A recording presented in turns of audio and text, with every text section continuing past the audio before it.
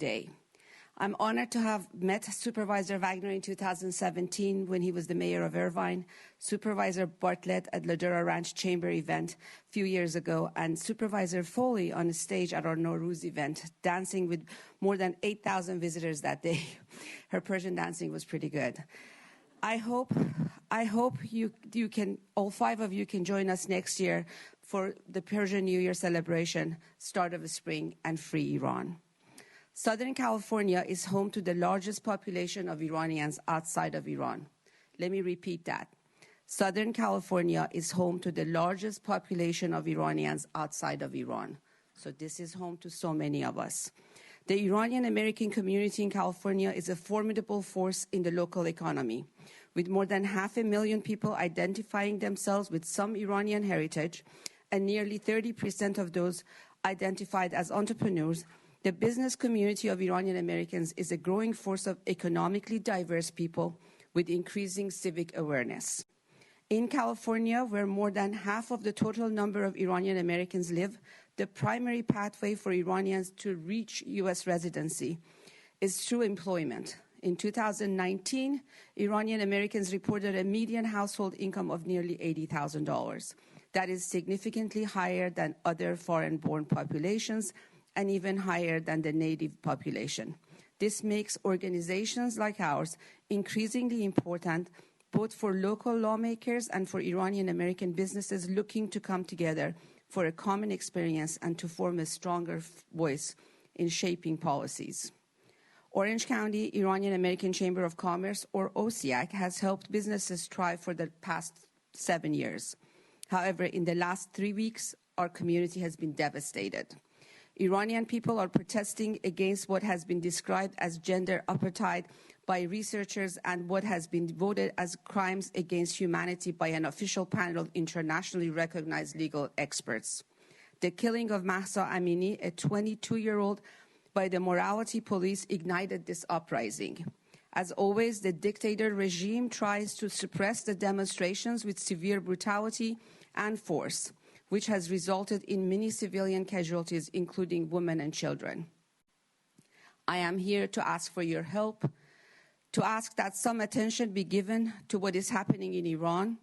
Those being tortured or killed are the children, sisters, brothers, cousins, and friends of Iranians here.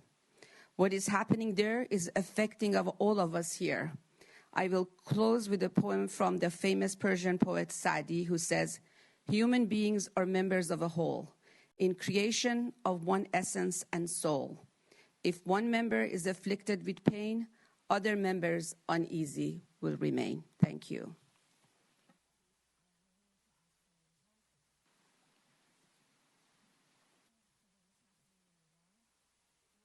Okay, at this time, we'd also like to invite up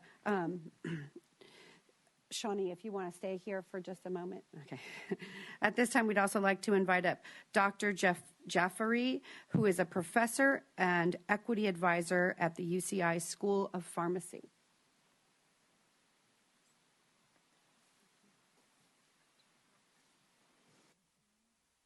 Good morning, everyone, and thank you so much for inviting me to talk to you today.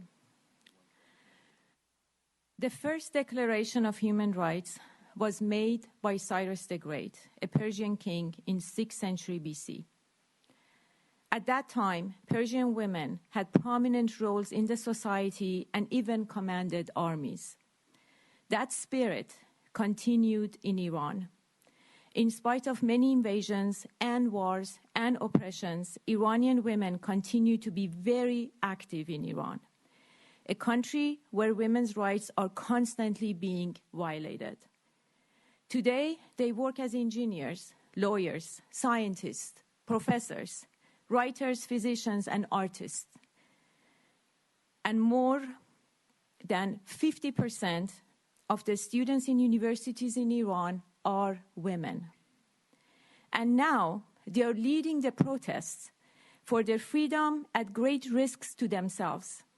They are being arrested, imprisoned, and killed, just like Mahsa Amini. I'm here today to talk to you as a concerned mother and as a concerned professor at UCI. I have lived in US and mainly in California for the past 36 years. And today I am exercising my freedom of speech that I never take for granted. Currently in Iran, students at many prestigious universities such as University of Tehran, Shiraz, Isfahan, and Sharif University are protesting for their freedom. The events of this past weekend at the Sharif University in Tehran, also known as the MIT of the Middle East, had a profound impact on Iranians inside and outside Iran. The students from this university are among the best and the brightest. Many of them come to study in top universities in US, such as Harvard, Stanford, MIT, UCLA, Berkeley, and of course the best one here in Orange County at UCI. I have had the privilege of knowing and working with many of these students who came to UCI. After receiving their PhDs, many of them stay and work in US as scholars and scientists. This past weekend, students and professors at the Sharif University were peacefully protesting. They were attacked by security forces inside the university. They were rounded up, beaten, and arrested and taken to prison. As of now, nobody knows their fate. But I know that these students may never become scholars, physicians, and scientists because of this violation of human rights. In a country where the first Declaration of Human Rights was made. When I talk to my Iranian students and colleagues at UCI, the primary emotion that comes across is a strong sense of anxiety. Many of us still have families in Iran, and we are concerned about their future. The question is, what can we do to help? I would like to ask you, the leaders of Orange County, to continue support the Iranian community and to be their voice.